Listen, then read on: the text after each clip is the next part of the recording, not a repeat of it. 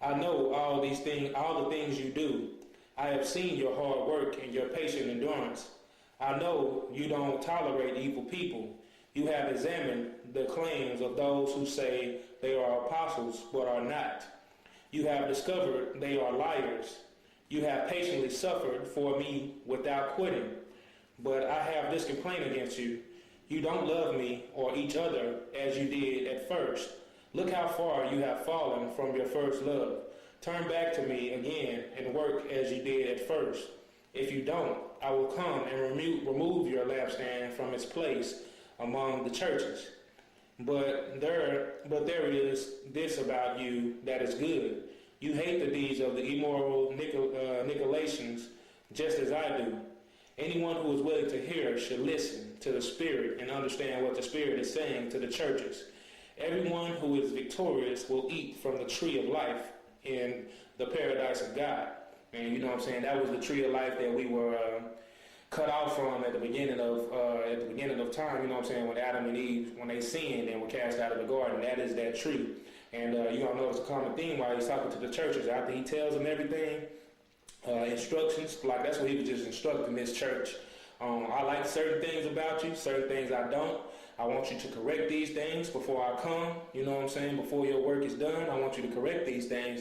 And this will make it, and in their case, they need to go back to the love that they had first for the love that they had in the first place for Jesus, and the love for others. See, because these are two things that fulfill the whole law of God. You know what I'm saying? Is that you have to love your fellow brother and sisters, man, just like you love yourself. You know what I'm saying? Like, and if you don't love yourself, I mean, you're supposed to love yourself too. That's what I'm saying. So you gotta love yourself, and then you gotta love the others. You know what I'm saying? So, and you also have to try people. You know what I'm saying? Like, you don't just off top just take people. You know what I'm saying? Okay, well, you don't just take their word for what they say. Oh, I'm an apostle, I do this and that. I'm a prophet, I do this and that. You gotta test them. You know what I'm saying? Be like, okay, well, if you're a prophet, well, you know, how are you a prophet? You know, let me see something in work. You know what I'm saying? Like, we ain't asking for miracles or nothing, but a prophet or an apostle, they should be able to,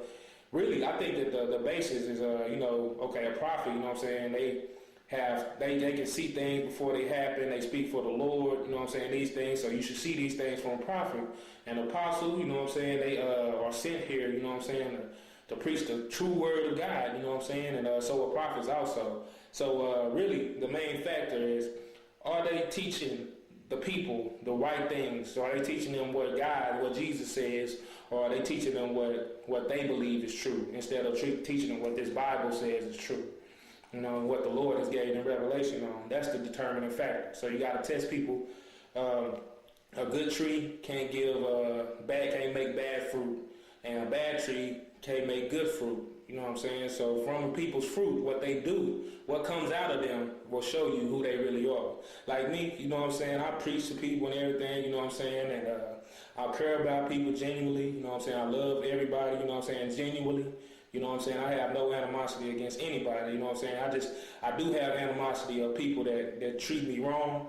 You know what I'm saying? I have, you know what I'm saying, or treat anybody wrong it's not justice, you know what I'm saying? I have a serious problem with that, you know what I'm saying? But I have no jealousy against anybody, nothing like that. You know, I wish everybody the best, you know what I'm saying? But at the same time, I also have, you know what I'm saying, sinful nature, you know what I'm saying? I have a flesh, you know what I'm saying, that I have to battle against. But it hasn't stopped my fruits for the Lord. I'm still able to bring people to Jesus, you know what I'm saying, because that's the gift that God has given me. So obviously, you know what I'm saying, I must be a good tree, you know what I'm saying, because I'm producing good fruits. So just to let you know, that's what I'm saying. So if a dude was, say he a prophet and all this, he ain't bringing nobody to Christ, you know what I'm saying, ain't being honest with people, you know what I'm saying, and trying to give the people too much to bear. You know what I'm saying? And a perfect stature, which he should already know that that's not going to happen. You know what I'm saying? So, and he shouldn't be judgmental of people. So let me get back to the Revelation. Write this letter to them. So that was the first church he talked to. You know, instructions to them. The message to the church in Smyrna. Write this letter to the angel of the church of Smyrna. This is the message from the one who is the first and the last, who died and is alive. Meaning, you know what I'm saying, he died. He's the first of us.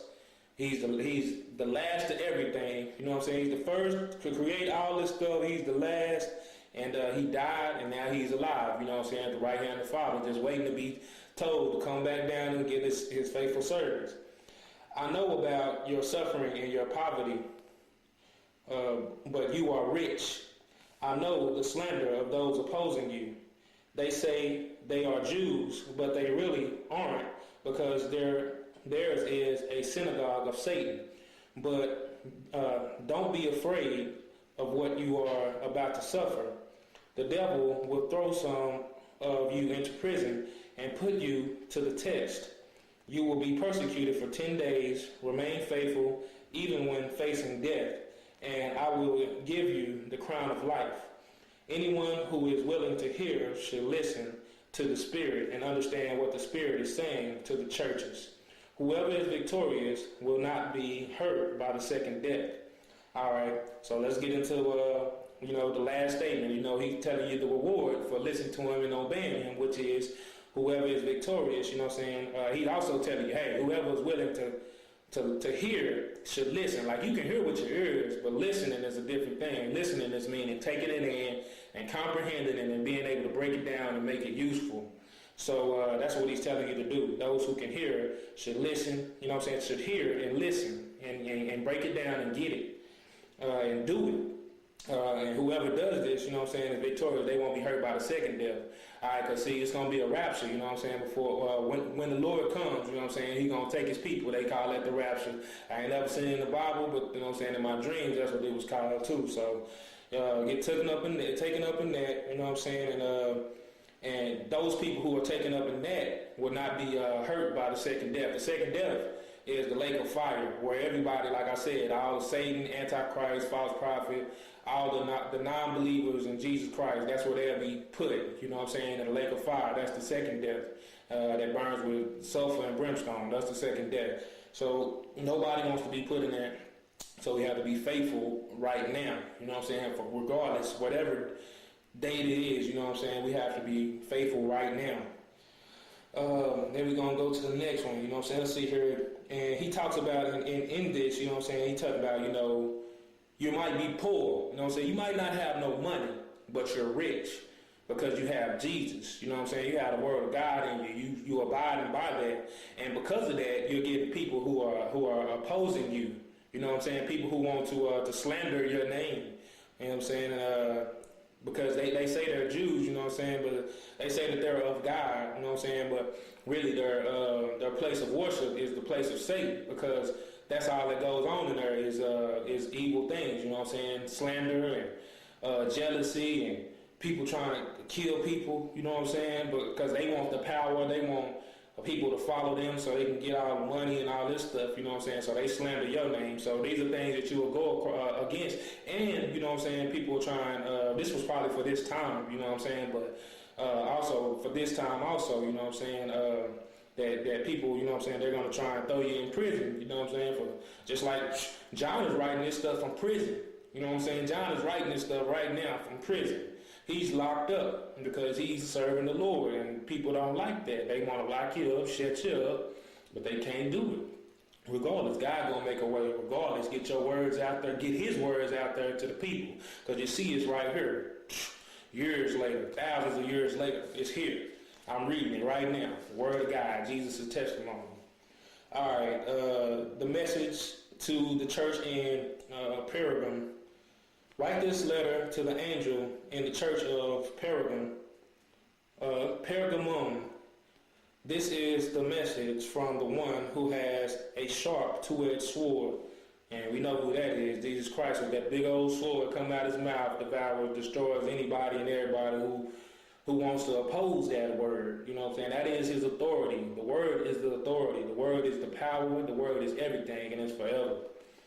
I know that you live in the city where the great throne of Satan is located, and yet you have remained loyal to me. Now, let's just stop right there for a second and say, all right, we live in this world of sin. Sin surrounds us at all times, you know what I'm saying, at all times. But he's saying, okay, I see that y'all are in the great throne, in the place where the city where the great throne of Satan is, you know what I'm saying, and y'all